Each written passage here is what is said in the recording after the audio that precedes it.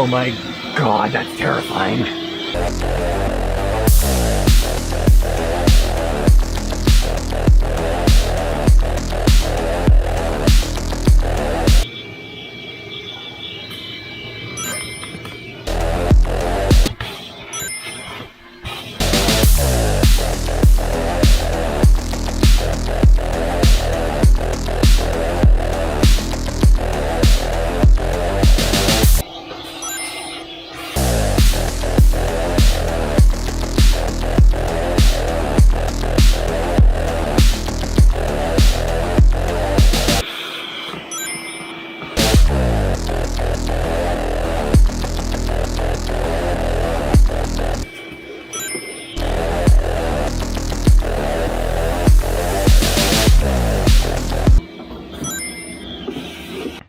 I think the most concerning part right now about this car is the amount of like snake skins that I'm finding everywhere. There's one under the seat right now, and I'm not sure if it's just me, but they seem to be getting bigger. So I don't know if it's like multiple snakes, they're just having like an ectasis party in here, or if this one snake is just getting really big. Not too sure. Where I saw the biggest one, almost like a mouse or a rat nest over in the corner. I can't quite get to it, so there's still some of it left. So I'm kind of thinking this might have been like a snake breeding ground, which kind of makes sense why there's so many leavings of the snake. Like, what the hell is that? I don't know, but this car keeps getting, like, more and more disgusting the further I go. I'm, like, terrified to even lift the floor mats. What the hell are under those? Wait, is it duct tape? Oh my god, this friggin' car, man. Anyway, I'm just gonna continue cleaning. I mean, you got the gist of it. So this car's sitting in here for a couple days now. It's giving off the smell that smells what you would think the 80s smells like. Like, it smells like old cologne, sweat, and like prostitutes. Like, the smell this thing is giving off, I can't put my finger on it, but like, it smells like sticky and greasy at the same time. I don't know, but I gotta get this thing clean because like it's starting to make the garage stink.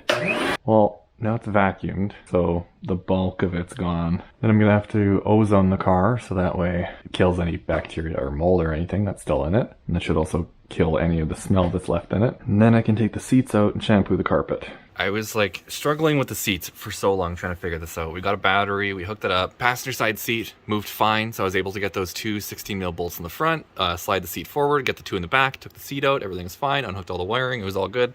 This one here, we have adjustment up and down. So like this all works, this works, the tilt works, well kind of. And then I had to try and figure out the front and the back because it wasn't moving. And tons of things were saying that something can be caught in there. So I figured, well, I'll try and see if there's anything caught in there. And it's disgusting under the seat here. Like, look at that, like that's goddamn disgusting. I don't want to lay in that. To try and get in here.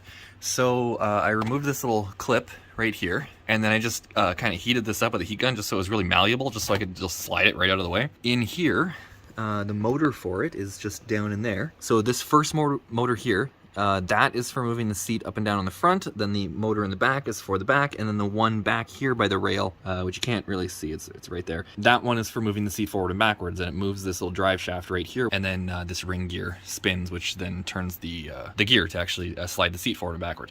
And it wasn't working, and I couldn't get it. It would just click, and you could actually see the drive shaft was moving. So it's starting to move. This shit again. I have to shampoo the carpet anyway, so I don't care if I got like grease or whatever on it. So I just sprayed the hell out of it. It's like all down there, like right where the gears are and everything. And then Oh, it's moving! This is amazing. I can't believe this stuff. And now we can access those bolts.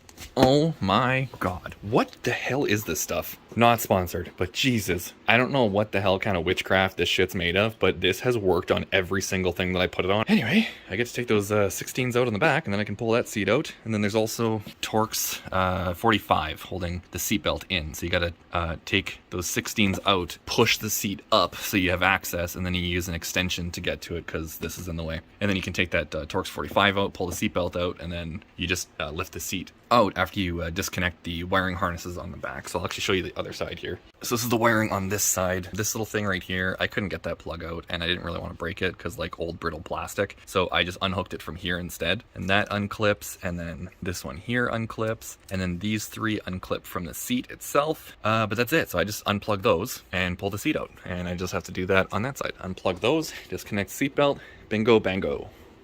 And this is my battery setup where I have the battery sitting here and then it just connects to the leads in there. So that way the car has power, because for some reason the power connectors in the trunk where the battery is supposed to go, those don't work. There's no power at all when I connect it to those. So I still have to figure that out as well. I might actually be able to fit the battery in here if I remove all of this, because the battery is so small. And Canada, being in a small town, we don't have a BMW dealership, so I went to Canadian Tire to find a battery. They only advertise that they have one for this model of car, and this battery is like almost half of the size of what the battery should be. Not to mention the terminals are like really hard to get to, so I have to like almost stretch the positive cable to get to it, so it's just a nightmare trying to fit that battery in there. So if I can get it to fit in here, then that's going to make my life significantly easier. Plus a huge weight savings, taking out the 0 gauge lead that goes all the way to the back. So it'll make it a little bit more efficient, a little bit lighter, and I think it'll fit. I'm gonna look into that, see if I can get that working. Okay, I got the seat out. That sucked. And yeah, I got a dial here for adjusting the floor volume. Where the fuck is this from? What? Okay, well, there we go. It's for adjusting what gear you're in. Oh my god, this is so fucking gross, and it smells even worse. Oh fuck, I'm gonna throw up. It smells so bad. I'm resurfacing it. I can smell it. It's so cold out I can't open the doors. Okay. I mean, if I throw up, it's not going to be any worse. Oh my god. I can't even. That's... Oh god, I feel weak in the knees. Oh my god, that's so bad. It smells like something's rotting. And like that hippie phase that went through the 90s where like everyone was wearing like crazy colors and no one wore deodorant. Like this car smells as if you found it out back at a butcher shop with all the rotten meat, but it was also having a yard sale from the 90s. We were buying like all of that like old musky clothes that like someone found in their attic. So it just smells like old, stagnant, rotting sweat. What did I get myself into? Finally empty all the garbage from the vacuum, and then I can switch to the wet filter, and then I'm gonna shampoo the carpet with Windex, so it acts as an antibacterial to kill whatever's in the carpet, and it's hopefully going to lift whatever out of the carpet. So this is gonna suck. I need to take a break. I need to go sit outside. All I've done was I just sprayed the hell out of the floor with Windex, and I threw like a bottle of boiling water. And this is emptied, and I have the other filter in here, so now I'm just gonna suck it up.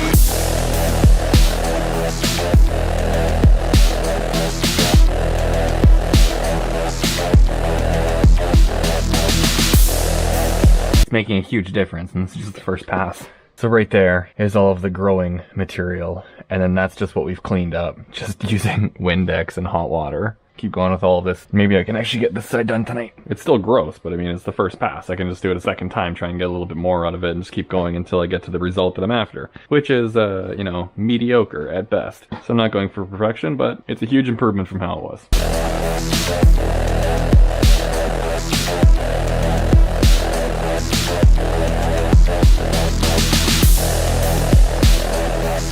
I keep hitting my head with this stupid camera, so I'm gonna take it off. I'm just gonna finish it up. I mean, you kind of saw what I'm doing, so. Well, that's after the second pass on all of it. So there's still some left, but for the most part, Windex and hot water, man. That's all it needed. And it came right out. By comparison to how it was, this thing's like brand new. But that's basically it. My back is toast, so I'm going to go lay down while this dries, and then I'll do the other side tomorrow, because my life sucks and my back hurts. Good luck, everybody. I've already soaked down the other side. It's been sitting for 10-15 minutes. Hot water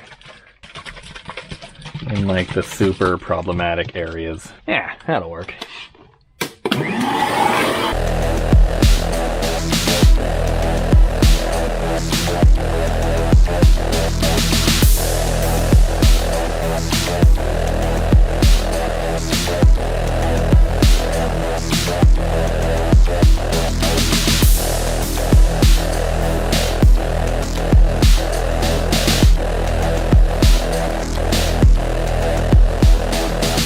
I need more water.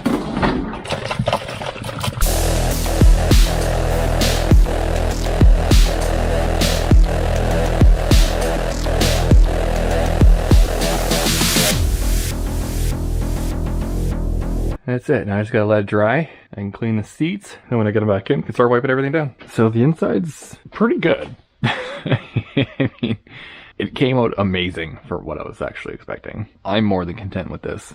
Plus, like I mentioned, this is just for the inspection, so it looks like a respectable car, because when it really comes down to it, all of this is coming out because we're turning this into a race car. And because I don't have a trailer and I have to drive it to races, I need it to be a street legal car. So I have to pass all the stupid inspections and everything. Cleaning everything up. So we're going to wipe down the back seat because it's still in here. Well, I guess pretty much everything in the car we're going to get cleaned, and then I'll finish up the front seats and I'll put those in because I'm probably going to do it tomorrow because I'm absolutely beat right now. This rag right here. Funny story about this. So my mother decided to get this for me as a present.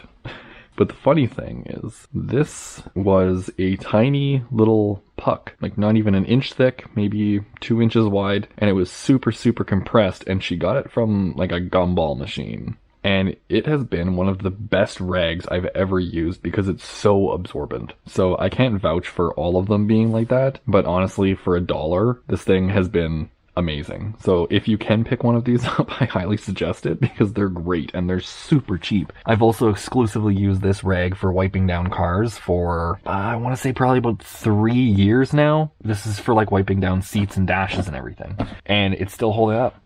It's totally fine. No holes, no huge stains or anything. It works great.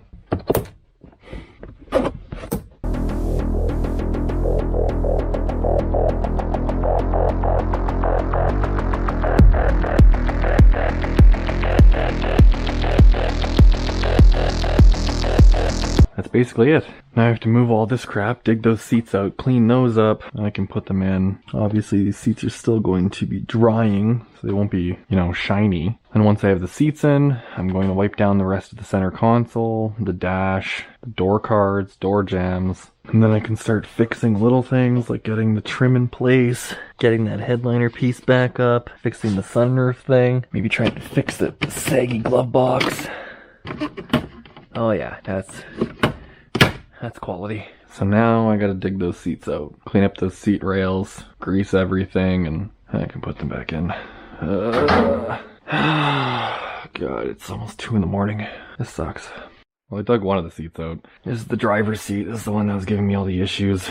Because the rail wouldn't move because this motor right here was seized. And I wonder why it was seized because that's what it's supposed to look like.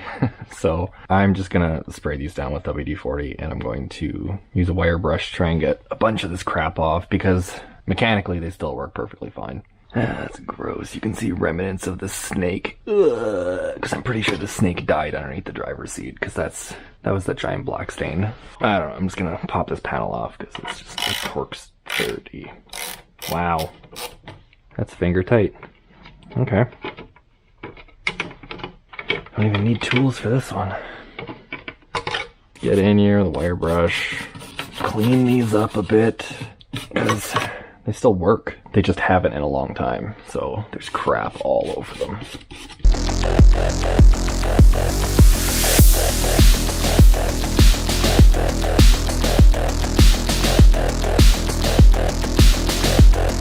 This is like the weirdest color I've ever seen. Like the headrest matches the back perfectly. The front is like skin color. And this side is the right color. But then this whole piece is the right color. What?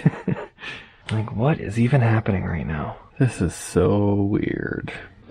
Before I put the seat in, I'm just going to wipe down the side of the center console here because it's always hard to get to once the seat's in. So I'm going to take this opportunity to get it nice and clean beforehand. This also has that like weird pink leather color. I don't know if maybe this leather was changed. Like they had repairs done and then whatever place did the repairs, they replaced the leather with like a different kind and then it faded differently. That kind of makes sense. I'm not sure, but that's broken. That's good. Let's just let's just put that right back there. Oh yeah, it's good. It's good. Okay, just don't look at it. Just don't look at it. It's fine. It's fine. Now here's a good question. What the hell did I do with the bolts? How am I supposed to put these seats back in? Okay, I think that's everything. 1 seat, 2 seat, 1, 2, seatbelt, caps.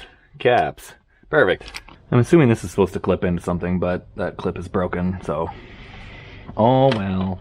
Get rid of the remnants of that snake skin. Oh Christ. These are so heavy.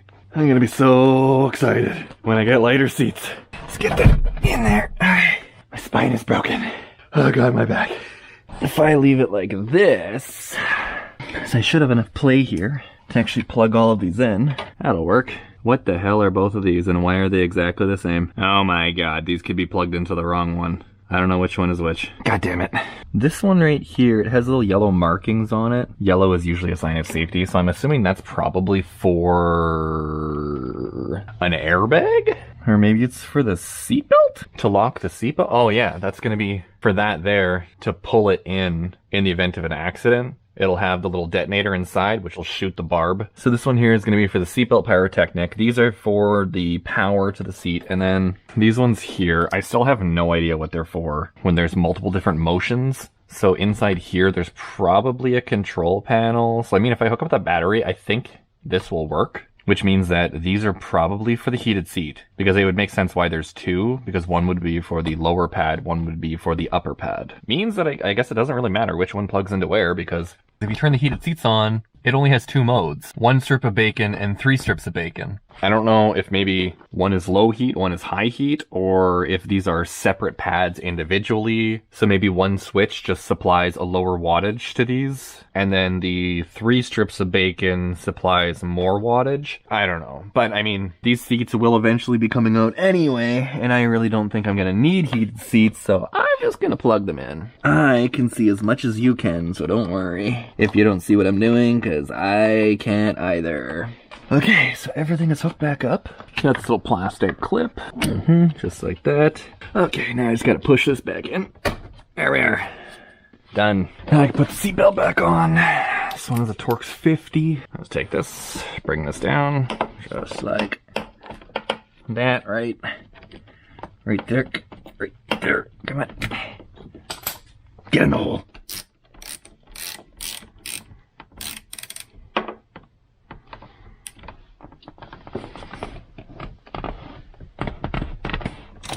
Okay, seatbelts on, wires are in. This bad boy's ready to go back in. Try and get that in there somehow.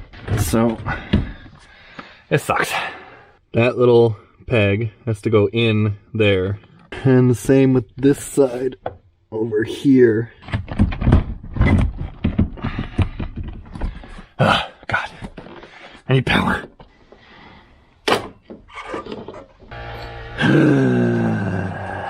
Okay, now it just has to go in here. Holy fuck, man. I can put these goddamn things on. These little covers go on. Now all the way forward. Now let's put the back ones in. And I'm sure there's a torque spec for these, but they're coming back out, so it doesn't matter so much right now. One side is done. Now I gotta do it all over again. Oh God, this sucks. Those seats are so heavy. My back is killing me. Now I can finally start wiping everything down. Door cards and everything. Get this thing out of the way. Get out of here. Come on. How the hell does this thing work? Oh, goddamn thing just came out. It won't go back in now. Now, how the hell does this come off? Come on. Why is this so aggressively in here for a goddamn light? God damn it, that was really in there. I'm literally just gonna spray the hell out of everything. Yeah, that's good, that's good. Okay, now just wipe it down.